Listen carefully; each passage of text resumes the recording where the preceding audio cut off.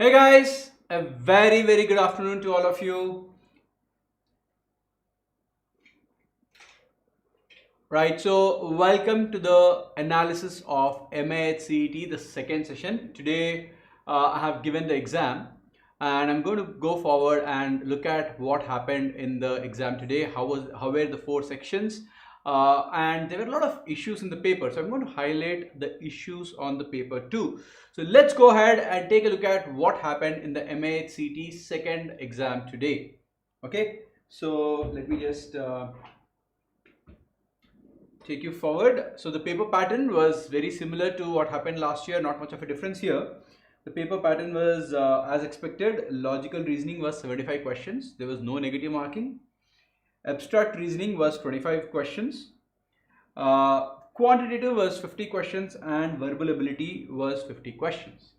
Now, if you look at on the logical reasoning, it is, I would say, easy to moderate range, not very difficult. However, 75 questions, obviously as expected, will be a little bit of time consuming. Again, the questions were all expected. None of them were new or none of them were out of the world. It was not something that students would have required a lot of preparation for. Some preparation, yes, was required, but none of the questions were bouncers, something completely new. No, it wasn't like that. All of them were expected. Same goes with abstract reasoning also. The questions were expected. They were not very difficult at all. In fact, the level, I would say, abstract reasoning was one level easier than your logical reasoning. Okay, so that is the reason. I'm not saying logical reasoning is difficult, but relatively abstract reasoning was easier. Then you have quant. Quant was actually this time easy. There were probably 4 or 5 questions which were tricky and lengthy. A smart student should have left those questions. But the bulk of the questions from quant were easy to do. Yes, if you get stuck in those 4 questions which are tricky and lengthy, you would have wasted a lot of time. Even those questions, you could have done it in a simpler fashion. But if you don't know the easy way to do it, you could have got lost in it. However, the bulk of the questions, out of 50, about 43 questions were doable. Okay, and then the problem this year was in the verbal and reading comprehension. RC was again easy. Probably RC had 2 or 3 questions which are a bit tricky, but rest of them were not very tricky. But the verbal ability part was not straightforward. The grammar had few questions which were question mark meaning. Few questions which are not easy to solve. Verbal ability was actually a bit difficult, not tricky, it was difficult. Some words, synonyms and antonyms, when you're supposed to find them, you're supposed to first know the meaning of the word. So the words were not easy to understand. So I would rate verbal ability as moderate and above. So in the hierarchy of things, the easiest of them, I would say quantitative ability was easier than probably your abstract reasoning, was easier than your logical reasoning, was easier than your verbal ability, and was easier than your VARC. But RC was not difficult, please keep in mind. It is the entire section that I'm talking about which is actually on the difficult side. Okay, so let's move ahead, and overall this is not moderate to difficult. Overall I would call it as moderate or easy to moderate, simply because the bulk of the questions, these were doable. 150 questions were about easy to moderate, I would say. English also not all 50, probably around 20 questions were on the difficult side. So I would say the overall paper is easy to moderate, nearby to the moderate, not more than that at all. Okay, but comparatively, compared to last year, I would definitely say this paper was slightly difficult compared to the last year. Okay, so let's take a look at what happened in the verbal ability section. Verbal ability had a total of 12 questions from RCs. There were 3 RCs. The breakup was 4 questions from one RC, 5 questions from one RC, and 3 questions from the third RC. So there are 3 RC passages. The passages were very simple to read. The passages were short and easy to read. You did not have to spend too much of time on the passage at all. Also, the beauty about these 12 questions in RCs is you read the passage once, you'll understand everything. There's nothing much very complex at all. Very straightforward passage. However, the questions out of this 12, I would probably say 9 were easy and 3 were moderate. 9 were easy and 3 were moderate. a good student should have got out of this 12 probably around 8 or 9 questions, 8 or 9 corrects. Fill in the blanks, there were 9 fill in the blanks with prepositions, with different kinds of words. We had vocab, synonyms, antonyms. There were about 10 questions based on vocab. Grammar, again, there were about 8 questions from grammar. Again, there were different types of grammar. One type of grammar question was identify the wrong sentence. Then another type of grammar was a part of the sentence is wrong, identify which part is wrong. Another type of grammar is they will underline a particular phrase, you have to correct the phrase in the correct grammatical form. So there are different forms in which the grammar correction came into play. All of them put together, they were about 8. And then finally you had idiom, phrases and one word. So they were totally about 11 questions. Quite a few of the idioms and phrases came in. We will discuss a few of the questions too. We will not have time to discuss all the questions. However, we will discuss few of the questions. Okay. So guys, if you are able to follow what I'm saying and if you're okay with it, please give me a like on the video. I will go forward and talk about the other sections. Please be with me for the next 30-40 minutes because I'm going to solve a lot of your quant, English, LRDI, LR and AR questions too. Of course, I cannot solve all 200 because you will not have enough time for that, but I will take up some important questions. Okay. One good thing about this section, I would say, is this section did not have too much of ambiguity. At least the questions and answers were very clear cut. English, usually you expect that there will be some controversy, you know. Some people will argue this is the correct answer, that is the correct answer. I would say such controversial questions were minimal today. Not many. English was that way, thankfully. If you know the answer, you know the answer. There is no ambiguity there. However, the next section, quant, had few issues. Let's go ahead and take a look at what happened in quant. Quant, as expected, was arithmetic heavy. 26 questions out of the 50 came in from arithmetic. So the breakup of this 26 is over here. This will add up to your 26 questions. And number theory or number systems had a lot of questions, about 9 questions. Series, there were 2 questions from series. Identify the missing number, that kind of a question. There were 4 questions from probability. There were nice questions from probability where it is dealing with pack of cards. 2 cards was picked, 1 card was picked, and so on and so forth. So there were probability based questions. 2 questions from clocks and a total of 7 questions from DI. There were 2 DI sets. Both of them are very simple bar graphs. Not at all difficult to understand the bar. Okay, there were totally 4 questions in one set and 3 questions in the other, and they were easily doable. The questions were easily doable, right? So this section was a very scoring section. Even if you are weak in maths, you could have got a good score. If you are good in maths, anything above 44, 45 was easily achievable. I mean, I will not be surprised if students get 47, 48, 49 also. But yeah, a good student would have got 45, 44 to 45 marks because there is no negative marking. Ideally, you should have attempted everything. No questions left. Okay.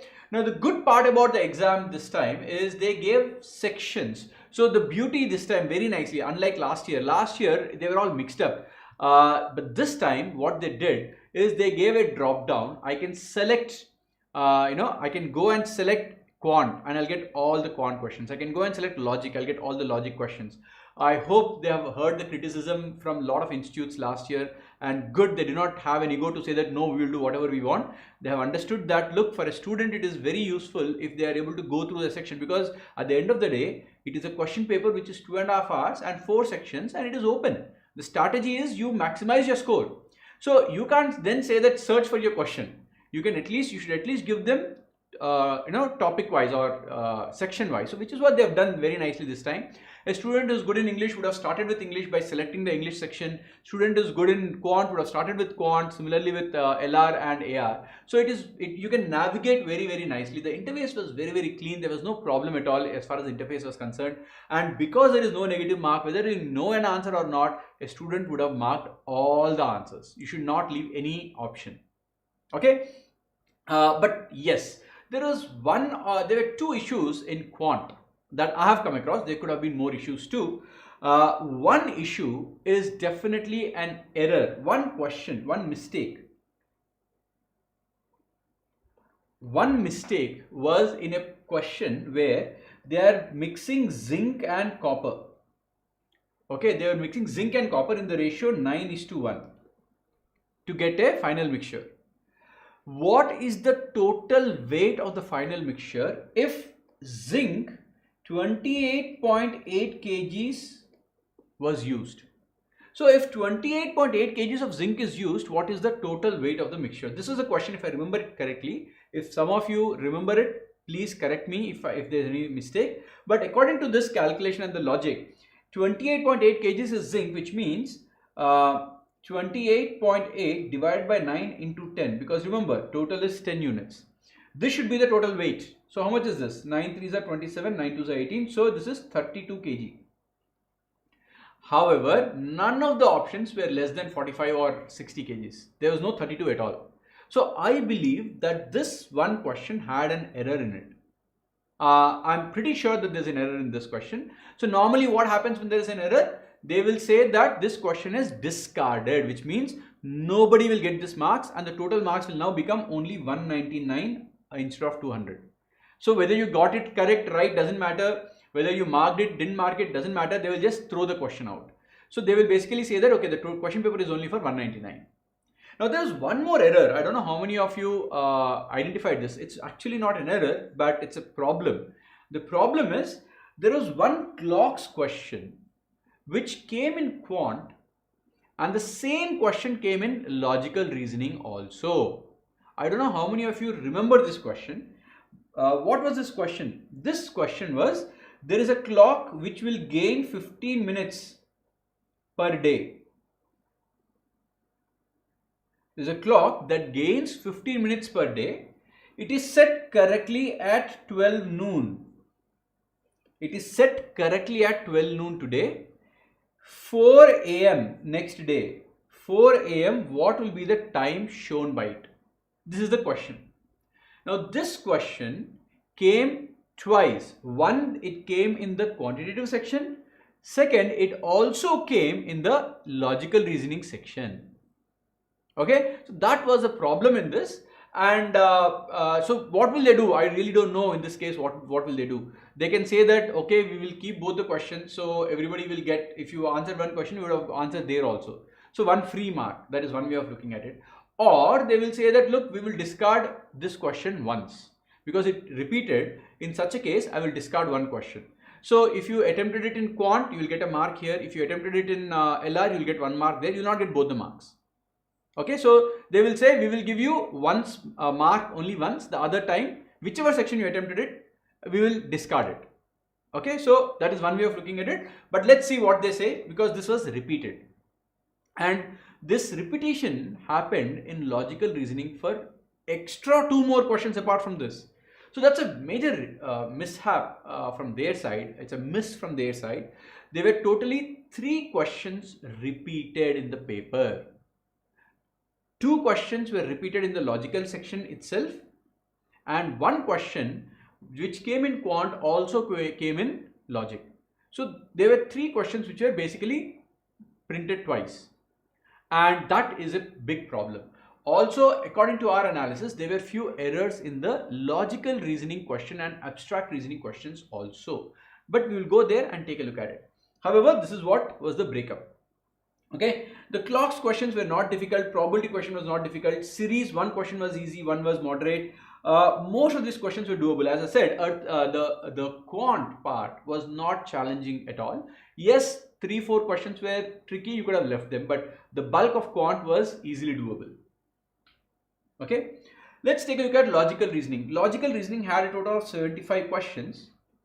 Out of the 75 questions, I already told you, 1 question came here and 1 question, and the same question came in quant. Apart from that, there were 2 questions which were repeated. There were 2 questions that were repeated within the section. So this, to be very honest, is not something that you expect from an exam at the stature of MAH CET. You're talking about a national level exam and you're having pretty silly mistakes like this, you know, repetition of questions, answer not there, options not there, the correct option is not there. You don't expect that from an exam which is at the level of MAH CET, conduct only once. Okay, but anyway, so let's take a look at what happened in this particular logical reasoning section. You had linear arrangements, one single question and one set of 5, total 6. Circular arrangement, there were 4 questions. Direction sense, 5 questions. Coding decoding came a lot, 8 questions. Blood relations were 4. Syllogisms were 3. One word based questions were 5. Analogies were again 4. Number, so analogy word based and analogy number based both came. Basic logic number based was 3. Find the missing number, so you have to find a pattern, or there is an image given and within the image some numbers are thrown. You have to find out a question mark given there, that kind of a number. Rank and order were 2. Calendar, so these are easy questions. You know, today is my birthday, they mentioned the date, so I think the question, one of the questions if I remember was 30th September was the marriage day, 1997. 1990, which year will the marriage day appear on the same day again? So you have to see that the odd numbers are 7. You know the concept of odd numbers. So that was a question. Similarly, there was a very simple question saying that 1998 February 26th or something like that was a Saturday or a Monday or Tuesday. Next year, same date, what will be the year? What will be the date? Something like that. Or 363 days after that, what will be the day? Then there's one more question saying that if the first of a non-leap year is a Friday, then what will be the last day of the same year? Last day of the same year. So 365 days. So there is no odd number there. 365 by 7 is a perfectly divisible number. Therefore, no odd day. So you'll end with a Friday. Okay, so those kind of very easy questions. So again, calendars were quite easy to do. Clocks, there was one question I already mentioned, that is the same question that got repeated from quant and here. Then there were a lot of series questions, identification of the series, identification of the pattern. So there were questions where in the series last number has to be identified. In a series one number is wrong, which number is that? So all these type of questions have come. There were about 10 questions there. So these are number series and these are alphabet series. One question came from the alphabet series. In fact, no, alphabet series, if I am not mistaken, were about 2 or 3. And this series were about 8 or 9. Okay, alphabet series, I remember there were 2 questions for sure. I don't remember if it was a third question. And DI had 3 sets, 3 plus 4 plus 4. You had 4 questions from, okay, this was not DI actually, this was LR. In fact, I have the papers over here. Let me see. Yeah, it was not DI, it was LR. What do you call, puzzle kind of a question where a set of questions are given. So 11 questions, 3 plus 4 plus 4. One set had 3 questions and 2 more sets had 4 plus 4, totally 8. Okay.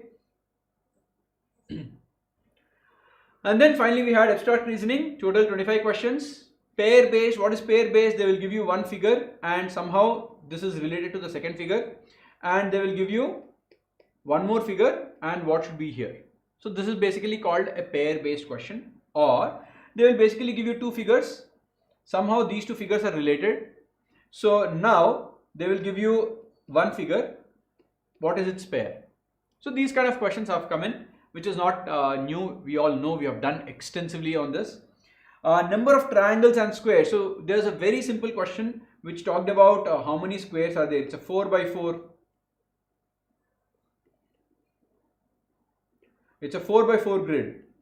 How many squares are there in a 4 by 4? So those of you who know the formula for how many squares are there will know that total number of squares in a n by n grid is given by 1 square plus 2 square up to n square. Sum of the squares of first n natural numbers.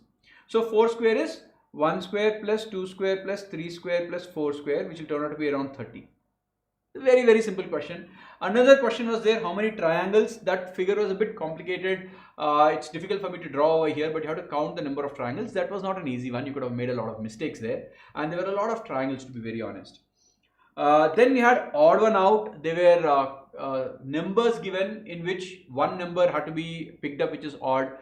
Similarly, there were words given in which one of them is odd word. For example, if I remember it correctly, there was one question where 5 numbers were given, 4 of them were perfect squares, and one number 51 was not a perfect square. The other 4 numbers were perfect squares, so that was the odd one out, 51.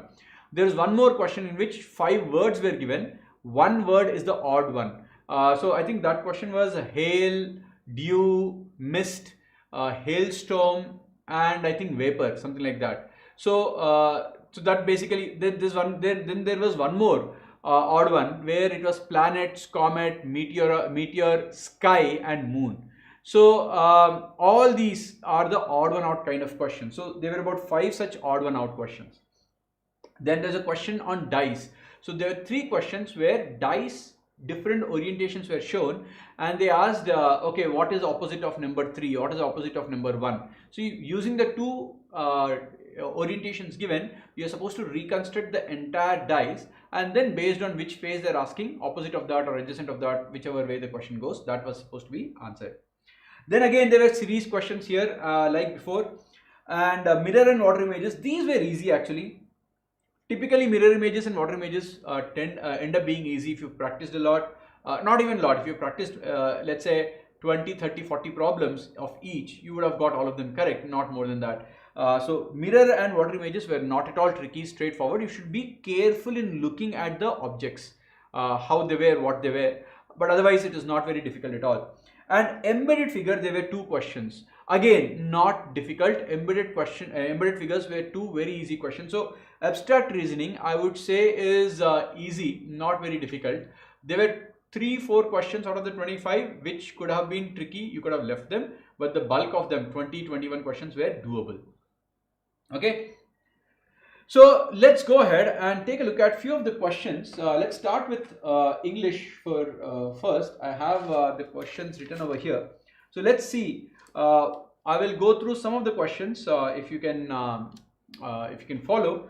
One of the questions that came up was open rebellion.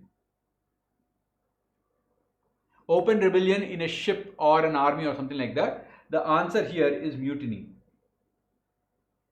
Then the second question, not exactly the second question, but one of the other questions. So I have the list of all 50 questions over here with me based on memory.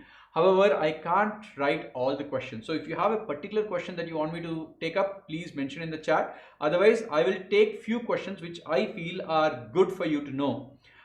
You should know where students can make errors. So the next question is, he is dash for his evil deeds. This is notorious. He is notorious for his evil deeds. Okay. So we have 2 questions. Then yeah, so there's one more question. Dash accordance dash the law of India. The president is the head of the chief of armed forces. So here it is in accordance with the law. In accordance with the law. Okay, so that's the answer. This is a fill in the blank. Then there was one question where the answer is stoicism. It is basically indifference to pleasure or pain. So a stoic person is a person who does not show he does not show pleasure or pain. For him, everything is same. Right? Like in Hindi, sthit buddhi, somebody who is not very happy or very sad, or does not become very happy or become very sad because of events. So somebody who is very, very, placid, very, very calm at all times. Stoicism. Then there was another question. Yes, there were nice 2 or 3 nice proverbs or other idioms. So one of the idiom was to take with a grain of salt. To take with a grain of salt. The answer to that particular question is to take with some reservation, which means you are not taking it at face value. You are keeping in mind that yes, he is exaggerating a little bit, or I will not believe 100%. There will be probably only 70% or 60% truth in what you're saying. So take it with a pinch of salt or a bit of salt basically means don't take it at face value. Could be true, but not entirely. Depending upon the person, we will decide whether he is 100% true, 50% true, he's exaggerating 90%. It all depends on the person. Okay. Then we have synonyms and antonyms. One of the questions in synonyms is deify, is worship.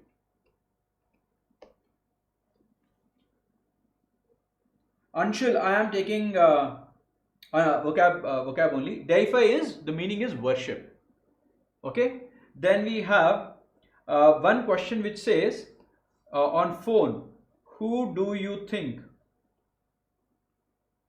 I was talking? And this was given in italics. So the answer to this is, whom do you think? So whom do you think I was talking to? It should be ending with a to. So there was an option which said, whom do you think I was talking to over the phone when you came to me? That was the correct answer. Okay. So yes, there were certain questions like this, interesting questions. Another interesting question is an idiom which basically said, to give up the ghost. The correct meaning of this is to die. To give up the ghost is to die. Then there was one opposite antonym of exculpate. Exculpate, the opposite is accuse. Exculpate, the opposite is accuse. Exculpate, so culpate basically means telling somebody is wrong or convicting somebody.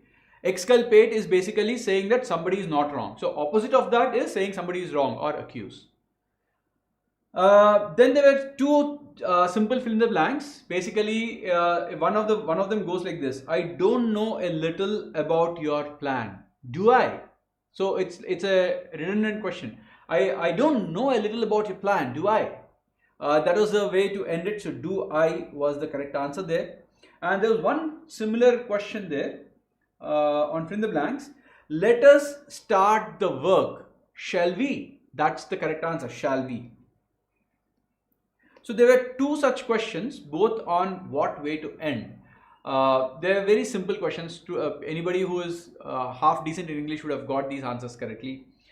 Then we have few more questions. I'm not getting into all of them, but I'll look at only the interesting ones. Anshul, can you tell me which word was it? Tiny, pretty, little. Which one was that? One was obfuscate. Obfuscate, the meaning is confuse. There's a synonym asked. Obfuscate, the meaning is confuse. Okay, there's one more idiom which was very simple. Something up one's sleeve. Something up one's sleeve. So I have something up my sleeve means I have a secret plan. So the correct answer to that question was secret plan. Okay. Then there was another question which was synonyms of pesky. Pesky is annoy or annoying. You know, annoying, not anger. Annoying and anger are slightly different.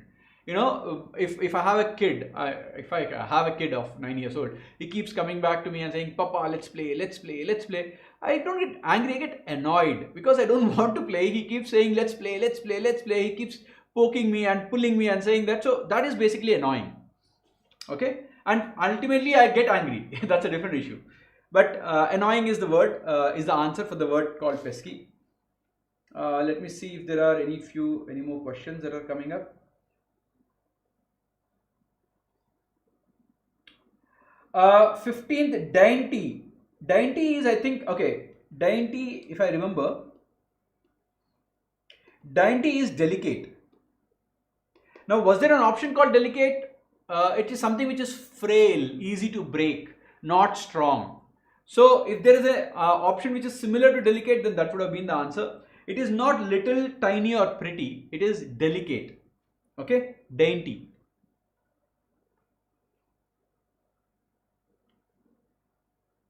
It is not pretty, Anshul.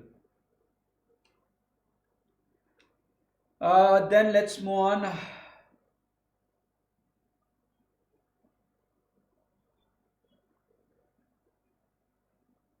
Okay, there's one word which is the opposite of niggard. Antonym of niggard, it is generous. So niggard basically means miserly, somebody who doesn't spend. So the opposite of that is generous. So that was the answer there. Okay. Then there's one meaning of jazzy. Opposite is showy. So as I said, English had few words which were not easy. Obfuscate, for example, dainty, for example. These are not words that you use in your day-to-day life.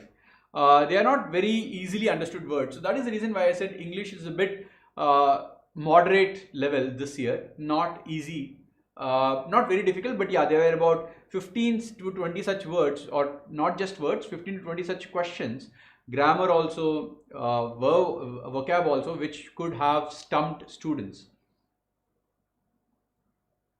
Anshul is asking RC question, the one where he climbs a mountain. Okay, Anshul, I will do that. By the way, an unexpected stroke of good luck, that is fortune. An unexpected stroke of good luck is fortune. Okay, let me see RCs. By the way, there's one more word, ostracize. Ostracize, opposite is welcome. So what is the meaning of ostracize? Ostracize is keep away from. So eliminate somebody from a group. Take somebody out of a group, not allow inside the group. So the opposite of that is welcome. Right? There is one idiom which was a learning to me too. I'm sure all of you know, throw in the towel. Right? All of you know throw in the towel. This is the first time I came across this particular similar kind of an idiom. It is to throw up the sponge. Throw up the sponge. Throw up the sponge. It is very similar to the word throw in the towel.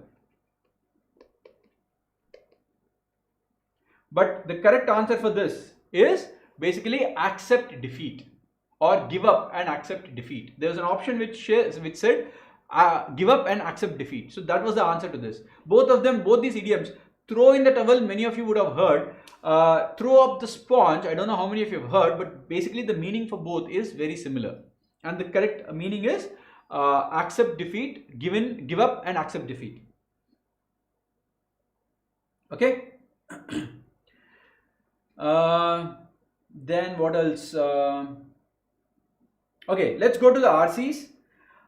There's one about money and having money and not having money, but still being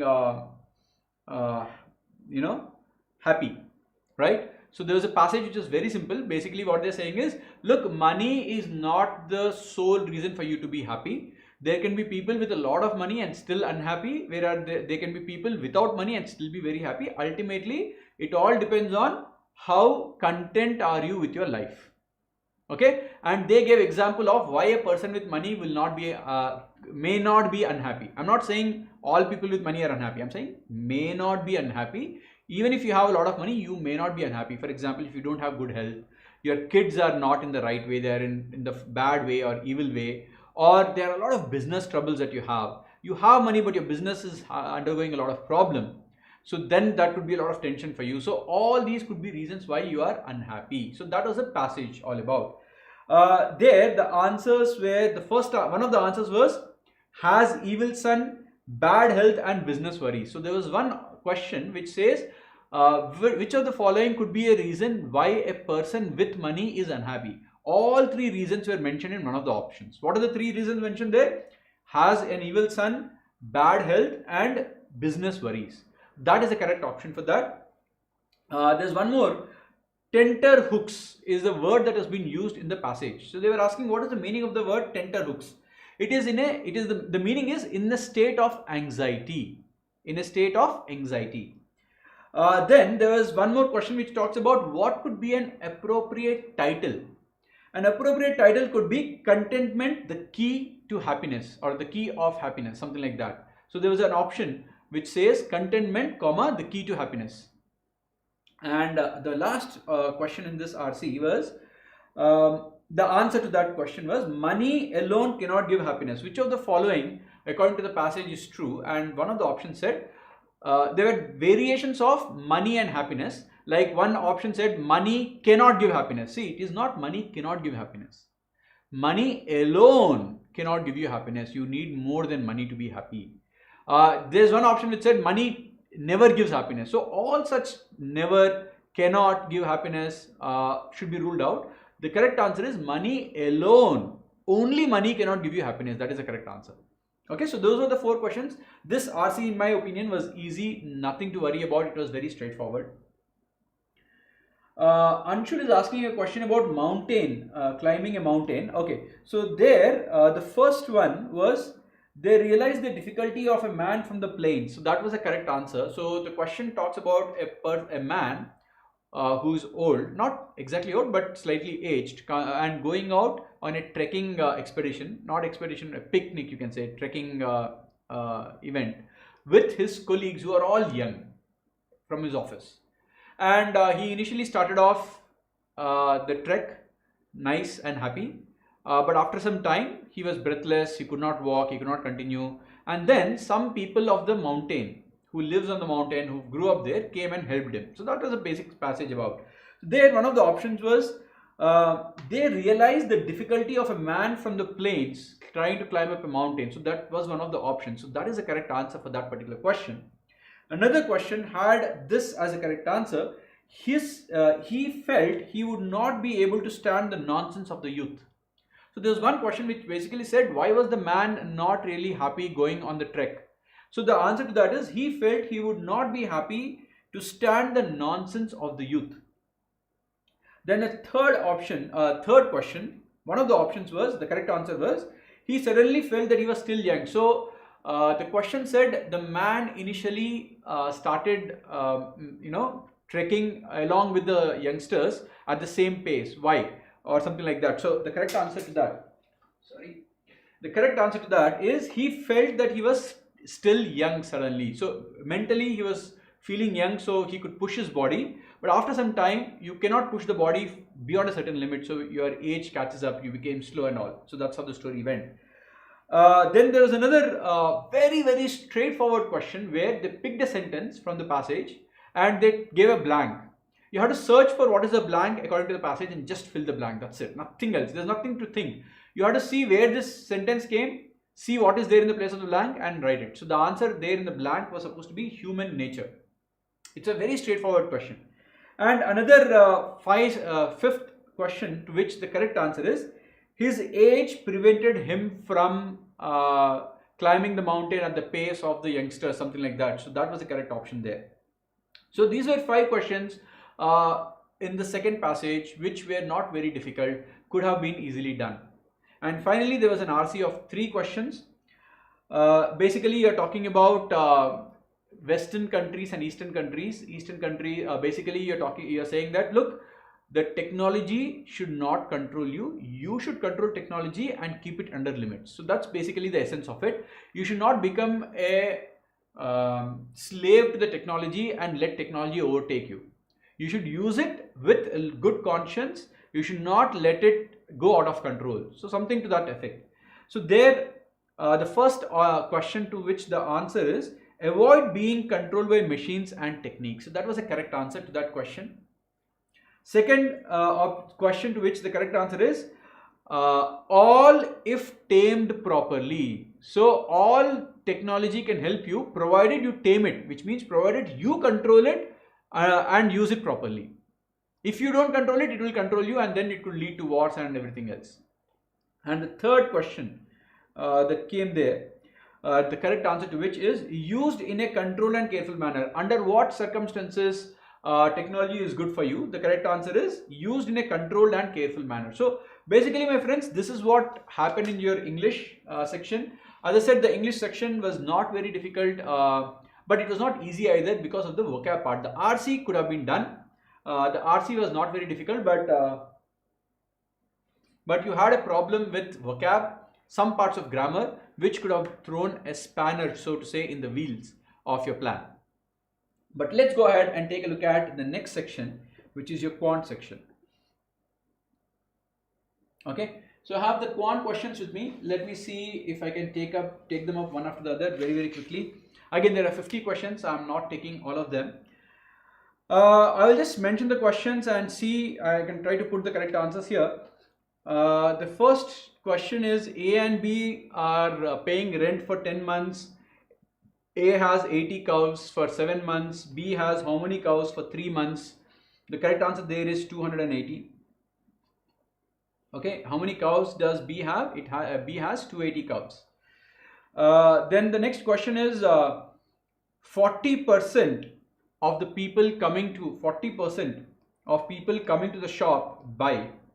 Out of this 15%. Out of this 15% buy hats.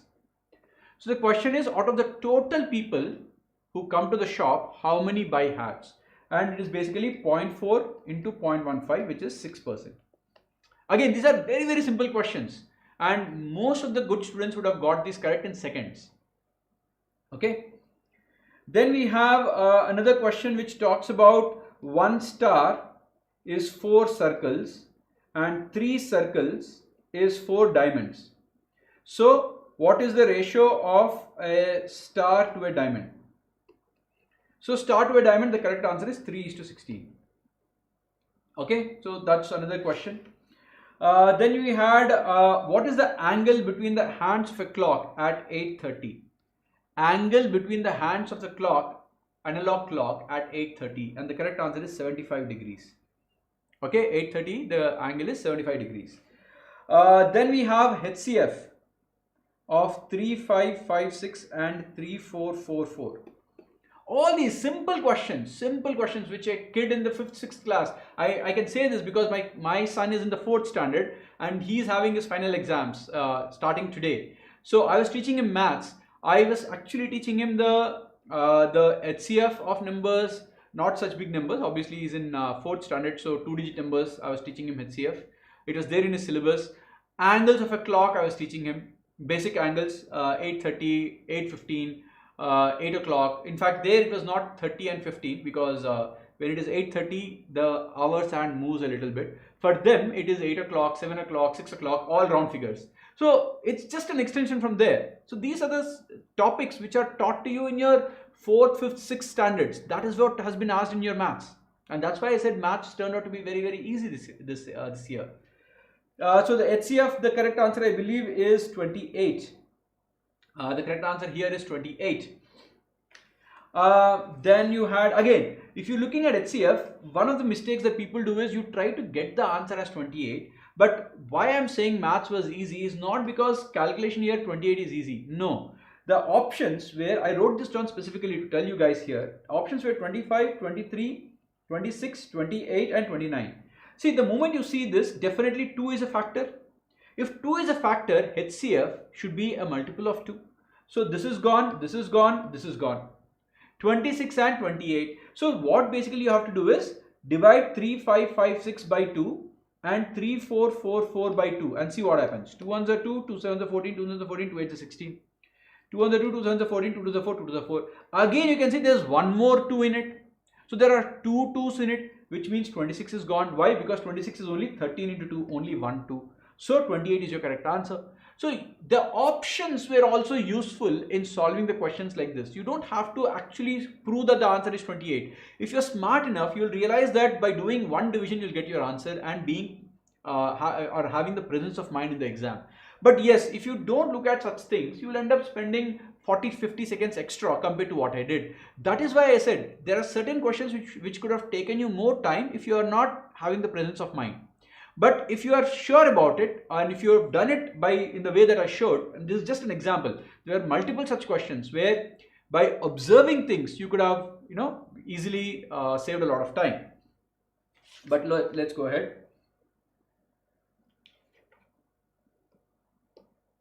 Then you have, okay, there's one more question which basically, okay, this is the question which I spoke about. 15 minutes gains 15 minutes, a clock gains 15 minutes in 24 hours. In one day it gains 15 minutes.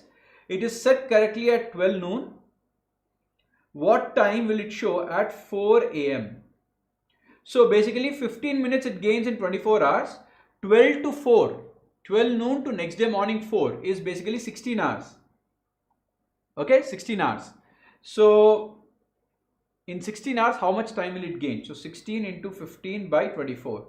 So 8 2s are 8 3s are 3 5s are, this is 10 minutes. So it will show 4:10 a.m. This question got repeated again in the LR section also. This question got repeated again in the logical reasoning section also. Anyway, then there was a question on probability chess board. What is the probability of picking a white and black square such that they both do not lie in the same row or a column? So if you pick any white square, there are 32 whites and 32 blacks. So pick one white, it is 1 by 32. Once you pick one white, then that entire row and the entire column blacks cannot be picked up, which means there are 4 blacks in the row and 4 blacks in the column. So 8 are gone from the black. So you are left with only 24. So 1 by 24. So 1 by 32 into 1 by 24. But this is not a probability, my bad. The question was, how many ways can you pick? It is a PNC question. How many ways can you pick a white and a black such that they are not in the same row or same column? So 32 ways to pick one white and 24 ways to pick the remaining black. So this is 32 into 24. That answer was 768. This was a question. Then there's a probability question, probability of picking a diamond or a king. So totally there are 13 diamonds and 4 kings. But remember, one diamond king is already counted in diamonds. So remaining are only 3 kings. So totally you have 16 cards out of 52. So 16 by 52, simplify it, you will be getting the answer 4 by 13. That's your answer. Then you have, okay, now you have time and work. A takes 15 hours to fill a tank. B takes 20 hours to fill a tank. C takes 25 hours to empty the tank. C takes 25 hours to empty the tank. A, B, C were working together for 10 hours and C is closed. Now how long will it take for the tank to be completely full? Because once C is closed, how long will it take? So from the starting. So the correct answer here will turn out to be 12 hours. So if you do the working, you will see that A, B, C together they work for 10 hours. After C is closed, you will need 2 more hours. But he is asking from the beginning, so 10 plus 2, 12 hours is what it will take for you to fill the tank. So the correct answer here was 12 hours. Then there was a ratio question on ages. Man and wife were in the ratio 4:3, and after 4 years they will become 9:7. Now at the time of marriage, their age was 5:3. At the time of marriage, their age was 5:3. So the question is, this is today. So the question is, how many years before today did they get married? Right? So this was a question. So you have to play around with the ratios a little. You will get the correct answer here, if I remember correctly, as 12 years. So they got married 12 years ago. Okay, that was the correct answer to this. Then we had few more questions coming our way. Let me see.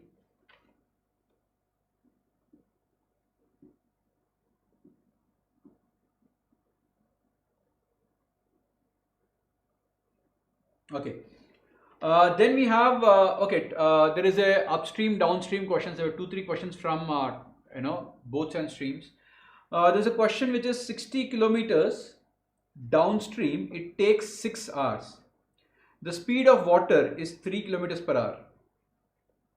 So 16 kilometers upstream will be how long? Upstream, what is the time taken for you to go? So which means 60 distance is speed into time. 6 hours into what is the time? So distance is time into speed. What is the speed when you're going downstream? It is water plus boat. This water is 3. So you can get the speed of the boat. That is the first equation. Now, if you're going 16 kilometers upstream, so 16 kilometers is time into speed. Speed is this time boat minus water because you're going upstream. So speed of the boat minus speed of the water. You got the boat, you got the water, then you'll get the value of your T. The correct answer turns out to be 4 hours. That's the correct answer to this question. Then there was another question which is on averages. The average of 7 numbers is 10. Every number is multiplied by 12. What will happen to the average? What is the new average? So we all know this funda. If every number is added by 2, your average will increase by 2. If every number is subtracted by 2, the average will subtract by 2 or decrease by 2. If every number is multiplied by 2, then the average will also get multiplied by 2. So in this case, every number is multiplied by 12. So the average will also get multiplied by 12. So 10 average of 7 numbers. Yeah. So 10 into 12. So the average gets multiplied by 12, 120. I don't remember it is 10 numbers average is 7 or 7 numbers average is 10. I don't remember it exactly, but the logic is whatever is the initial average will get multiplied by 12. Okay, that's the simple answer. But if you don't know this funda, then you would have taken all numbers. You will take sum of 7 numbers is 10, 10 into 7, which is 70. Then you will say you are adding 12 to every number, which means new sum is 70 plus 12 into 7. And now the new average is 70 plus 12 into 7 by 7. So 10, and you will get the same thing.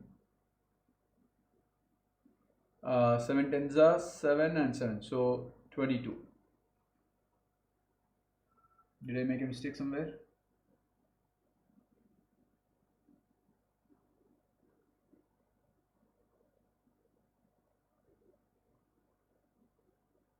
Initial 7 numbers is 10. You have 10 sevens are 70.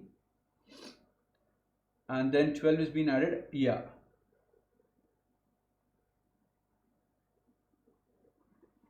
Did I make a mistake?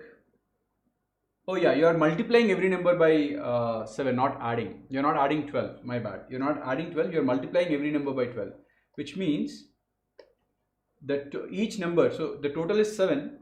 So S dash 7, so the new total will be 70 into 12 into 7. Into 12, sorry. And then the average will therefore be by 10. So 120. Yeah. So as I said, that's the basic logic. Then we have another question. A tells the truth. This is an interesting question. A tells the truth 70% of the times. B tells the truth 80% of the times. The question is, when they are both narrating an incident, what is the probability that they contradict each other? Contradict means they should not both tell the same thing.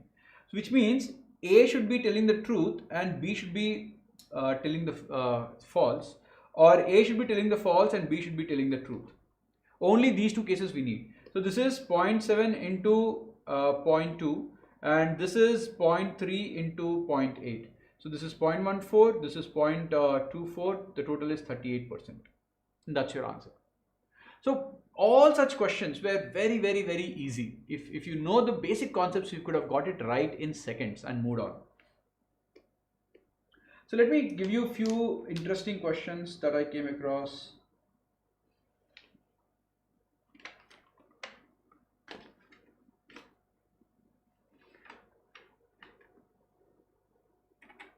Yeah, there's one question which is which of the following is a multiple of 8? Which of the following is a multiple of 8? And the options were some 6-digit number ending with 972, another 6-digit number ending with 962, another 6-digit number ending with 862, then ending with 872 and ending with 292. Of course, the correct answer is 872, ending with 872. How did you get this? The divisibility rule of 8 is last 3 digits should be divisible by 8. Clearly, 872 is a multiple of 8. It is divisible by 8. Therefore, that's the answer. You don't have to do anything else. It's a 6-digit number. Doesn't matter how many digits it is. Divisibility rule of 8 says only last 3 digits are enough for me. So that's where you get. Then the next question, I already mentioned that there's an error. It's a zinc and copper mixture in the ratio 9:1. Zinc, 28.8 kgs of zinc was used. So what is the total weight of the mixture? So 9 parts is 28.8. So 9 parts is 28.8. Total is 10 parts. What is total? So 28.8 divided by 9 into 10. This is 32 kgs. 32 kgs was not there in the options. Now that is basically, if I remember the numbers correct, this is what happened, and there were no options as 32. So this question was erroneous. Okay. Crawl says 38 इसमें अटक गया.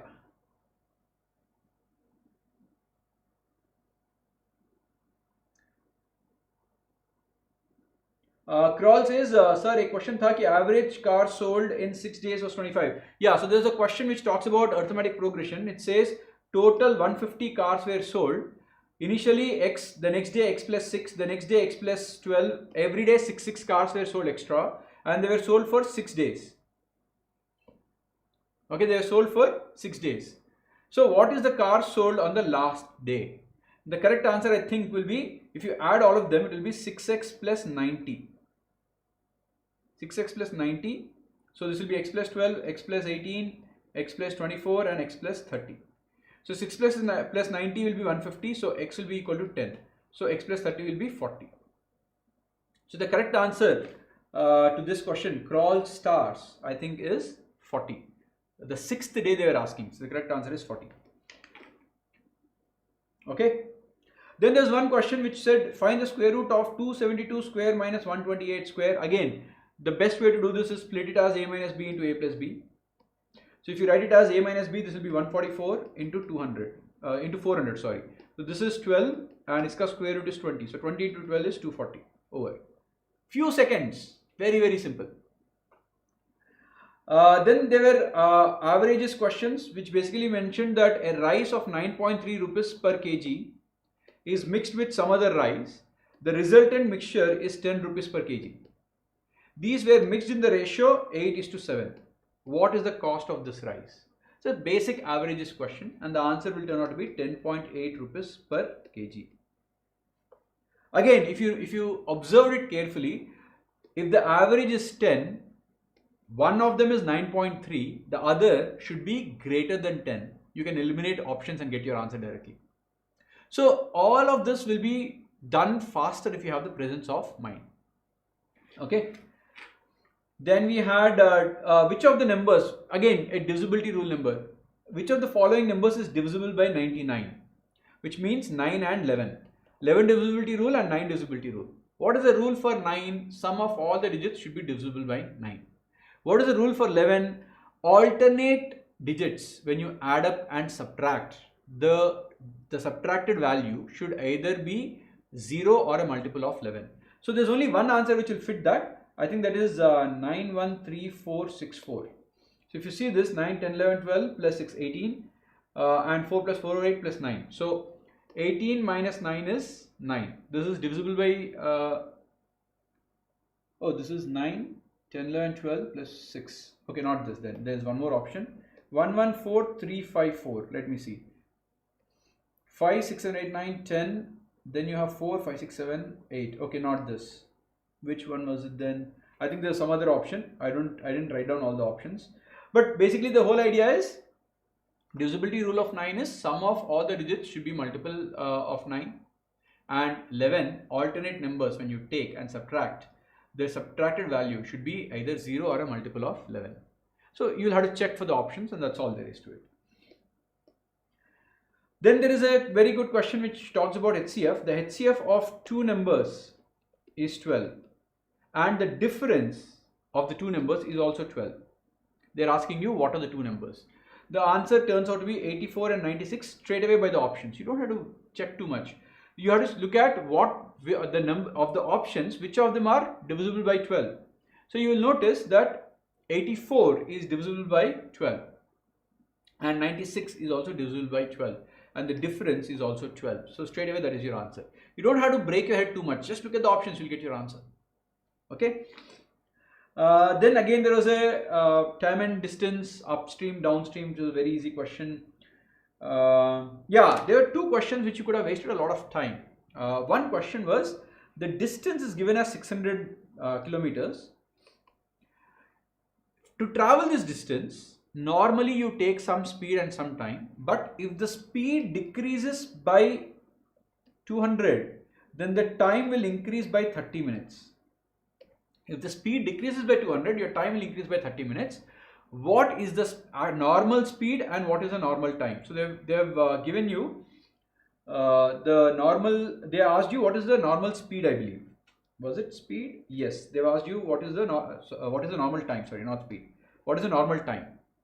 Okay. So basically what they're saying is 600 is normal speed into normal time, but if you increase the speed, if you decrease the speed s minus 200, then the time will increase. Now please remember, all of them are in kilometers per hour. So 30 minutes, you should write it as half an hour, t plus half. So now if you try to solve this as a quadratic equation, you'll go mad. You're not supposed to solve it as a quadratic equation. So what are you supposed to do? Look at the options. The options for time were 2, 1, 3, 4 and 5. So just look at it. If you have time as 2 from here, if time is 2, then your speed should be 300. If your time is 2, your speed should be 300. And then will this work out for you? It will not. If your time is 1, your speed should be 600. If your speed is 600, then this is 400 into 1.5. This will exactly be 600. It is matching. So you have to go with the options to check. Don't try to solve the quadratic. If you want to solve the quadratic, it will take you a lot of time. Therefore, the correct answer happens to be t equal to 1. And that's how you get this answer. There were 2 questions on exact same calculation, same type of calculation, just the numbers are different. The other number, if I remember correctly, the other question, if I remember correctly, was something very similar. I have written it over here. Yeah, it basically says very similar question. 420 kilometers you are going. If the speed is increased by 10, then the time is decreased by 1 hour. So 420 is normal speed into normal time, which is also equal to s plus 10 into t minus 1. Once again, you have to go by the options. And the correct option will turn out to be 60 kilometers. Here they are asking speed. What is the speed? So speed is 60 kilometers per hour. Because when the speed is 60, your time will be 7. So you can see 60 into 7, which is also equal to 60 plus 10, 70 into 6, which is turning out to be 420. So it is the correct answer, right? Then there's a very interesting question on averages. If you don't use your brain, you will end up spending a lot of time. The question basically said average of 10 numbers is 40.2. Average of 10 numbers is 40.2. 2 numbers were written wrong. 2 numbers were written wrong. Let's call the numbers as n1 and n2. Now, first number, they are saying it is actual plus 18, which means instead of writing the actual number, they increased it by 18. And the second number, they wrote 13 instead of 31. So instead of writing 31, they wrote 18. So basically what is happening here, one number got increased by 18. The other number got decreased by 18 because 13 and 31, the difference is 18 itself. So effectively, one number you increase, the other number you decrease. What will be, if you replace the correct numbers, what will be your final average? The average will still remain 40.2 because when you replace the numbers, one number is changing by 18, the other number is, one number is going down by 18, the other number is increasing by 18. So the net effect on the average will be 0. So whatever was the original average, you will have the same average right now. It is a 2-second, 3-second problem if you understand what is happening in the numbers there. But if not, if you try to do it mathematically in the way that you know, it will take you probably a minute, minute and a half. It's a waste of your time. So such questions is what I was talking about, that if you have the presence of mind, you could have saved a lot of time and used it in the other sections. Okay. Then we had train and man. There was a question on train and man that was 36 seconds. A man was cycling in front of the train by 240 meters. The length of the train is 120 meters. Speed of the train is 45 kilometers per hour, and the man's speed is 9 kilometers per hour. In how many seconds will the train cross the man? So that answer was 36 seconds. Similarly, we had another question. Okay, this is a very interesting question. Probability of getting at least one head. should be greater than or equal to 0.9. How many times should you toss a coin? How many times should you toss a coin such that the probability of getting a head will cross 0.9% or will cross 90%? What does it mean? See, if you toss it only once, which means you could get a head or tail. You could get a head or tail. If you toss it twice, okay, you could get head head, you could get tail tail, you could get head tail, you could get tail head. Right? So if you don't get the head once, you will go for the second toss. Right? If you don't get the toss the second time also, then you'll go for the third. If you don't get the head third also, then you'll go for the fourth. So how do you calculate the probability of getting a head when you keep doing this? So let us say I do it till n. Why am I doing n times? I'm doing n times because I'm not getting heads anyway till then. Which means first time I'm getting a tail. Second time I'm getting a tail. Third time also I'm getting a tail, and so on. I keep getting a tail every time so that I'll be doing it till the nth time. When I get a head, I'll stop. So the probability should be greater than 0.9. So now what could be the value of n? The n value, I could get the head in the first instant itself, which means n can be 1, in which case I get a head directly. If not, n can be 2, or the first scenario, I'll get n1 head and I'll stop. I toss the coin, I got a head, I stopped.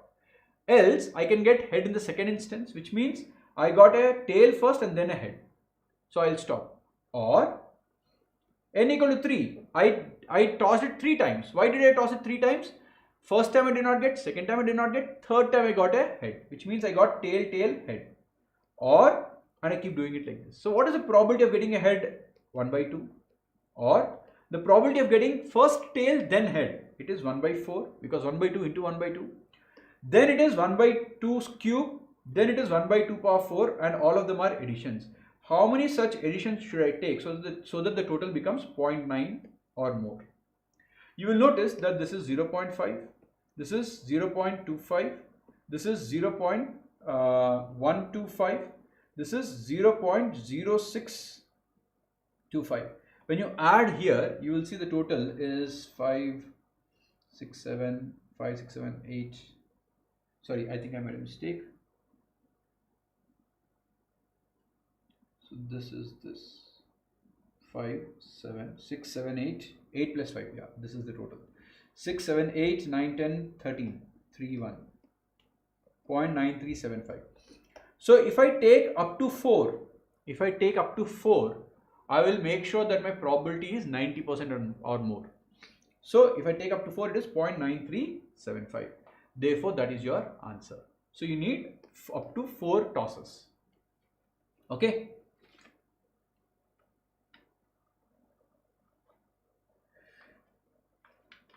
Alright, so let's move on. A few more questions before I move on to the cutoffs.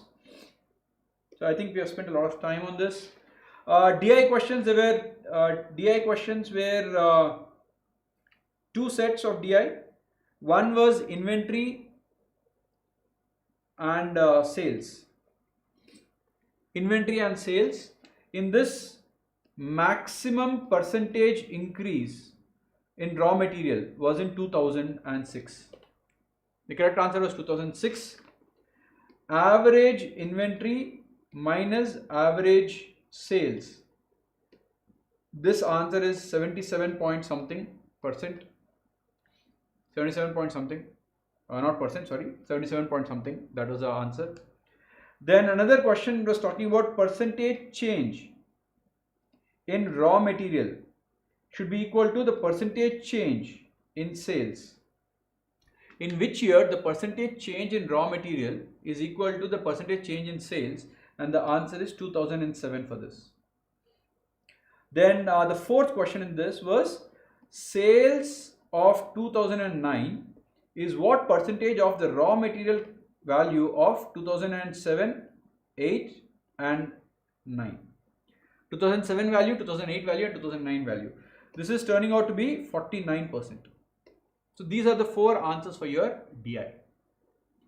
There's other DI set. I'll quickly give you the answers. The first DI answer was 1/4, 25%. Another DI answer was 2005 and 2011. And the third DI answer was 4. How many years was the value of production greater than the average? So 4 years the value was higher than the production. Okay, so these are the two answers. So let's move on. So I have few questions on dice and all also, but I think it's already 3:11. So let's move on, guys. We have other sessions coming up, so I would like to quickly move this on to the analysis part now. Okay, so this is what happened last year. Now compared to last year, what I would say is the paper is slightly difficult compared to last year. So I would expect the cutoffs to be in this range, about 143. This will be about 130, 139. This will be about 130, 133, 132, 33. Then this would be about 125. This would be about 120. So basically it is similar to your 2022 paper. Very similar to your 2022 paper. So the cutoffs will be very similar. This can be about 114 to 115. This could be about 101 to 102. This will be about 89 to 91. And this will be about 70, 74 to 75. So I would say the cutoffs will come down a little. It will go back to what happened in your 2022 paper. It is because my assessment is it is slightly difficult than what happened in 2023 last year. So compared to the last year, the cutoffs will be down by 2 marks or so. Okay, so friends, that is basically what I had in store for you. I hope you enjoyed the session and got to know a lot about what happened in the exam. But yes, there were quite a few errors that I have shown and repetition of questions, which is pretty unhappy to be about. Let us see what the MAH CET exam conveners basically do, because there were 3 questions that got repeated. So totally 6 questions, out of which so effectively it means that 3 questions were not there. Out of 200, only 197 questions were there because 3 of the 197 got repeated. So that's basically what happened. So let's wait and see what the exam conveners will talk about it. All right. Thank you, my friends. Have a wonderful evening. We have started CMAT crash course. So please make sure that you guys subscribe to our channel and follow us for the CMAT crash course. We will come up with a ton of questions for your CMAT exam. All right. Thank you and all the very best for the rest of your exams.